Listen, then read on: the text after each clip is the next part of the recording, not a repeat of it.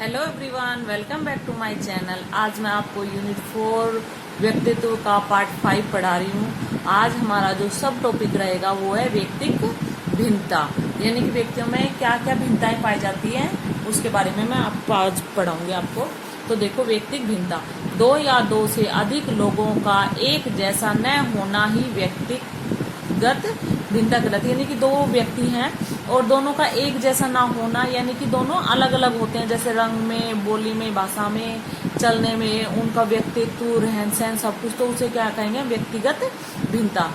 व्यक्तिगत भिन्नताओं में प्रत्येक व्यक्ति के लक्षण एवं दूसरे से भिन्न होते हैं, यानी कि उनके एक व्यक्ति के लक्षण दूसरे व्यक्ति से क्या होते हैं? भिन्न होते हैं। कभी भी उनमें एक समानता नहीं होती, कभी भी उन व्यक्तियों में एक समानता नहीं पाई जाती। तो उसे हम क्या बोलेंगे? व्यक्तिगत भिन्नता। व्यक्तिगत भिन्नता शब्द का प्रयोग सर्वप्रथम गाल्टन द्वारा किया गया था। व्यक्तिगत भिन्नता शब्द का प्रयोग सर्वप्रथम किसके? गाल्टन के द्वारा 19वीं शताब्दी में किया गया था। अब कुछ परिभाषाएं वो देखिए। स्किनर ने व्यक्तिगत भिन्नता की परिभाषा क्या दी? व्यक्तित्व का वह प्रत्येक पहलू जिसका मापन संभव हो व्यक्तित्व भिन्नता कहलाती है। यानी कि ये व्यक्तित्व का वह प्रत्येक पहलू जिसका मापन संभव हो, जिसे मापा जा सकता है, तो उसे क्या कहेंगे? हम व्यक्तित्व भिन्नता कहेंगे। जैसे कि उसका रहन सहन अलग है, उसकी बोली भाषा अलग है, उसके कुछ लक्षण अलग हैं, तो उसे क्या है? मापा जा सकता हो, जिसे मापा जा सकता हो, तो उसे हम क्या कहेंगे? व्यक्तित्व भिन्नता। किसके अनुसार? स्किनर के अनुसार।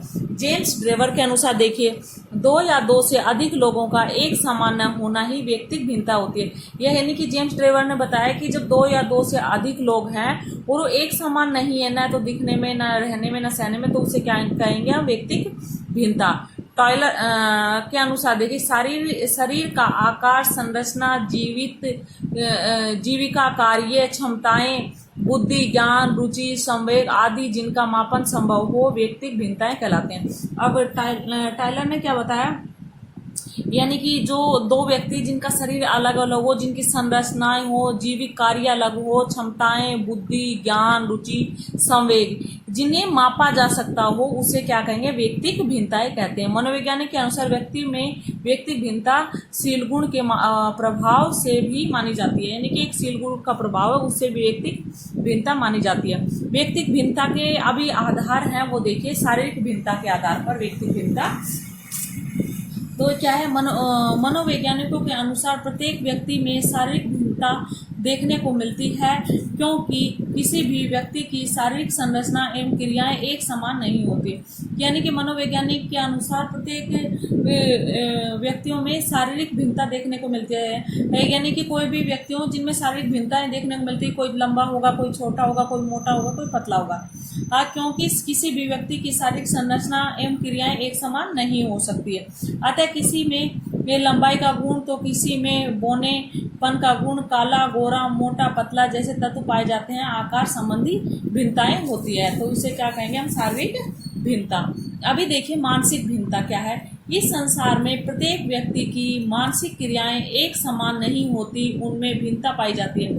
यानी कि जो दो व्यक्ति हैं जिनकी मानसिक क्रियाएं हैं वो हमेशा एक समान नहीं होती, उनमें कुछ भिन्नताएं पाई जाती है, तो उसे क्या कहेंगे? मानसिक भिन्नताएं। ठीक उसी प्रकार कक्षा के सभी बालक बालिकाओं की मानसिक संरचना भी भिन्न भिन्न होती है। यानी कि एक कक्षा में बहुत सारे बच्चे बैठे रहते हैं, लेकिन सबकी मानसिक क्षमताएं क्या होती हैं? भिन्न भिन्न होती है। अतः प्रत्येक व्यक्ति के कार्य करने का तरीका भी कैसा होता है? अलग अलग, यानी कि भिन्न भिन्न होता है। जैसे किसी की समस्या समाधान की क्षमता तीव्र होती है, तो किसी के मदद, कोई तो जल्दी किसी के पास कोई समस्या, तो उस समस्या को कोई तो जल्दी सोल्व कर लेता है, कोई धीरे से सोल्व करता है। तो कक्षा में भी ऐसे भिन्न भिन्न मानसिकता वाले बच्चे रहते हैं। जैसे किसी को मैथ का ही क्वेश्चन दिया गया है, तो कोई बच्चा उसको बहुत ही फास्ट कर देगा, कोई उससे थोड़ा स्लो करेगा, कोई बहुत ही स्लो करेगा, कोई कर भी नहीं पाएगा। तो ये क्या है? मानसिक भिन्नता के कारण होता है। नेक्स्ट देखिए, कोई प्रतिभाशाली होते हैं तो कोई मंद बुद्धि होते हैं। अतः इससे यह सिद्ध होता है कि प्रत्येक व्यक्ति के सोचने, समझने, तर्क, विचार, चिंतन, निर्णय, अवधान, धारणा करने की क्षमताओं में भिन्नता व विभिन्नता पाई जाती है। तो यानी कि कोई मंद बुद्धि का बच्चा होता है, कोई प्रभावशाली होता है, तो ये सब सिद्ध होता है कि प्रत्येक व्यक्ति के सोचने, समझने, तर्क वितर्क करने और निर्णय लेने की क्या है कि क्षमताएं भिन्न भिन्न होती हैं। तो अब एक नोट पॉइंट है वो देखिए। टर्मन ने बुद्धि के आधार पर व्यक्तिगत भिन्नताओं का विवरण प्रस्तुत किया। टर्मन ने बताया था कि व्यक्तिगत भिन्नताओं का विवरण प्रस्तुत किया था। उन्होंने एक सारणी भी दी थी और बताया कि प्रत्येक व्यक्ति की मानसिकता एक समान कार्य नहीं करती। उन्होंने बताया कि जो प्रत्येक व्यक्ति की जो मानसिकता है वो एक समान कार्य नहीं करती है। नेक्स्ट, स्वभाव संबंधी भिन्नता। अभी देखिए स्वभाव संबंधी भिन्नता क्या होती है। प्रत्येक व्यक्ति में स्वभाव संबंधी व्यक्ति में भिन्नता देखने को मिलती है, यानी कि प्रत्येक व्यक्ति में स्वभाव से संबंधित भिन्नता भी देखने को मिलती है। किसी भी व्यक्ति का स्वभाव एक जैसा, जैसे कोई भी व्यक्ति है, बहुत सारे व्यक्ति होते हैं, किसी का स्वभाव ना एक जैसा नहीं होता। किसी का कैसा होगा, बहुत ही सहनशील होगा, किसी का बहुत ही खड़ूस होगा। तो इस प्रकार की कुछ विभिन्नताएं हमें क्या है कि देखने को मिलती है। जैसे कोई शांत स्वभाव का संबंधित भिन्नताएं होती है, कोई शांत स्वभाव का होगा, कोई बहुत ही चंचल होगा। इस तरह की भिन्नताएं हमें देखने को मिलती है। किसी भी व्यक्ति का स्वभाव एक जैसा नहीं हो सकता। जैसे कोई शांत स्वभाव का होता है तो कोई उग्र स्वभाव का, कोई ईर्ष्यालु स्वभाव का, तो कोई झगड़ालू स्वभाव का। तो यानी कि बहुत सारे स्वभाव के लोग रहते हैं, सभी का स्वभाव एक जैसा नहीं होता। प्रत्येक व्यक्ति का स्वभाव वातावरण से प्रभावित होता है, अतः वातावरण के अनुसार ही उसके स्वभाव का निर्णय होता है। प्रत्येक व्यक्ति का जो स्वभाव है वो किससे प्रभावित होता है, वातावरण से प्रभावित होता है। सभी का स्वभाव एक जैसा नहीं होता। जैसे कोई सुलझा हुआ होता है तो कोई उलझा हुआ होता है। नेक्स्ट अभी हमारा है अभिरुचियों में भिन्नता। अभी अभिरुचियों में भिन्नता कैसे होती है वो देखिए। प्रत्येक व्यक्ति में अभिरुचि संबंधी भिन्नताएं देखने को मिलती है। जैसे किसी को पढ़ना अच्छा लगता है तो किसी को खेलना, किसी को घूमना अच्छा लगता है तो किसी को घर पर रहना, कोई व्यवसायिक क्षेत्र में जाना चाहता है तो कोई कुछ नहीं करना चाहता। यानी कि अभिरुचि भी सभी व्यक्तियों की जो अभिरुचि होती है वो अलग अलग होती है। किसी को बुक पढ़ना अच्छा रहेगा तो किसी को सुनना अच्छा रहता है, किसी को व्यवसाय करना अच्छा रहता है तो किसी को सरकारी नौकरी करना अच्छा लगता है। तो ये सभी अभिरुचियों के आधार पर भिन्नताएं व्यक्तियों में देखने को मिलती है। नेक्स्ट है अधिगम संबंधी भिन्नताएं। प्रत्येक व्यक्ति में सीखने संबंधी भिन्नताएं पाई जाती है, अर्थात प्रत्येक व्यक्ति में सीखने की दर अलग अलग होती है। यानी कि अधिगम संबंधी, अधिगम का मतलब होता है सीखना, यानी कि सभी व्यक्तियों में जो सीखने की जो क्षमताएं होती हैं वो अलग अलग होती है। कोई बहुत शीघ्रता से सीख पाता है, कोई बहुत लेट से सीख पाता है। जैसे कोई शीघ्रता से सीखता है तो कोई धीरे धीरे, कोई एक प्रयास में सीख जाता है, कोई एक ही प्रयास में सीख जाता है, कोई बार बार अभ्यास के बाद में सीख पाता है, कोई तभी भी नहीं सीख पाता। तो ये क्या है, अधिगम संबंधी भिन्नताएं पाई जाती है। अभी नोट पॉइंट है वो देखिए। मनोवैज्ञानिकों के अनुसार बालकों की अपेक्षा बालिकाओं में सीखने की दर प्रारंभिक दशा में अधिक होती है।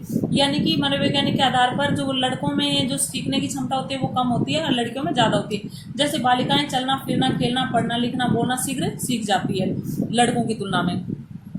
रुचि आधारित भिन्नताएं। तो अभी रुचि पे देखिए। प्रत्येक व्यक्ति में रुचि का स्तर भिन्न भिन्न होता है। हर व्यक्ति में रुचि आधारित भिन्नताएं पाई जाती है, यानी कि सभी व्यक्तियों में जो रुचि होती है वो भी भिन्न भिन्न होती है। जैसे देखिए, किसी विषय वस्तु की ओर ध्यान आकर्षित करने की प्रक्रिया रुचि कहलाती है। रुचि किसे कहते हैं, यानी कि किसी चीज की तरफ, किसी विषय वस्तु की तरफ हम जब ध्यान आकर्षित करते हैं तो उसे क्या बोलेंगे, हम रुचि बोलेंगे। जैसे किसी को स्लो सॉन्ग्स पसंद होते हैं तो किसी को फास्ट, किसी को किताब पढ़ना अच्छा लगता है तो किसी को खेलना, कोई क्रिकेट खेलता है तो कोई लूडो, नए नए कपड़े पहनना, बातें करना, मिलना। यानी कि सभी की अपने अपनी रुचि होती है। किसी को क्या है कि गाने सुनना पसंद होता है, किसी को खेलना पसंद है, किसी को खेलने में भी, किसी को बास्केटबॉल खेलना है, किसी को फुटबॉल खेलना है, किसी को क्रिकेट खेलना है, किसी को नए कपड़े पहनने की रुचि होती है, किसी को क्या है कि हाँ ठीक है मैं ऐश और आराम से रहूं, तो वो रुचि होती है। तो सभी की रुचि अलग अलग होती है, ये अलग अलग पाई जाती है। नेक्स्ट देखना, व्यक्तित्व संबंधी भिन्नता। यानी व्यक्तित्व संबंधी भिन्नता, दो लोगों में समान योग्यताएं होने के उपरांत भी व्यक्तित्व संबंधी भिन्नता, यानी कि दो लोग हैं और उनमें क्या है कि योग्यताएं समान है लेकिन फिर भी उनमें भिन्नताएं अलग अलग मिलती है। जैसे एक अंतर्मुखी प्रवृत्ति का होता है तो दूसरा बहिर्मुखी प्रवृत्ति का होता है। अभिक्षमता संबंधी भिन्नता है। प्रत्येक व्यक्ति में अभिक्षमता संबंधी भिन्नता देखने को मिलती है। जैसे कोई साहित्यकार बनना चाहता है तो कोई धातु, यानी कि हर व्यक्ति के अंदर अपनी अलग अलग अभिक्षमताएं होती है। कोई तो साहित्यकार बन जाता है, कोई धातु बन जाता है, कोई पेंटर बन जाता है, तो कोई अपने अनुसार कुछ भी बन जाता है। सबकी जो अभिक्षमताएं होती है वो अलग अलग होती है। संवेगात्मक भिन्नताएं देखिए, प्रत्येक व्यक्ति में उत्पन्न होने वाले संवेगों की दर एक समान नहीं होती। ये आता है प्रत्येक व्यक्ति में संवेग भिन्न भिन्न देखने को मिलते हैं, यानी कि जो व्यक्ति होते हैं उनमें भी संवेग की क्षमताएं होती है, संवेग होते हैं वो अलग अलग होते हैं। जैसे किसी को क्रोध अधिक आता है तो किसी में ईर्ष्या संवेग की प्रबलता अधिक, किसी को क्रोध अधिक आएगा तो दूसरे में क्या है कि ईर्ष्या संवेग की प्रबलता अधिक मिलेगी, क्रोध नहीं आएगा उसको। कोई भय से शारीरिक प्रभावित है तो कोई आश्चर्ययुक्त वो होता है, कोई भय जिसको अधिक प्रभावित होता है तो कोई आश्चर्ययुक्त। तो अलग अलग व्यक्तियों में अलग अलग संवेग पाए जाते हैं। जातिगत भिन्नता, भारत या विश्व में कई प्रकार की जातियां निवास करती हैं। यह लैंगिक आधारित भिन्नता, लिंग आधारित भिन्नता एक सामाजिक व्यवस्था है जिसे नर मादा की व्यवस्था होती है। तो ये क्या लैंगिक आधारित भी भिन्नता पाई जाती है। नेक्स्ट है हमारी भाषा संबंधी भिन्नता। भारत में कई प्रकार की भाषाओं का उल्लेख प्राप्त है। हर क्षेत्र प्रदेश में अलग अलग भाषाएं बोली जाती है। भारतीय संविधान में 8वीं अनुसूचित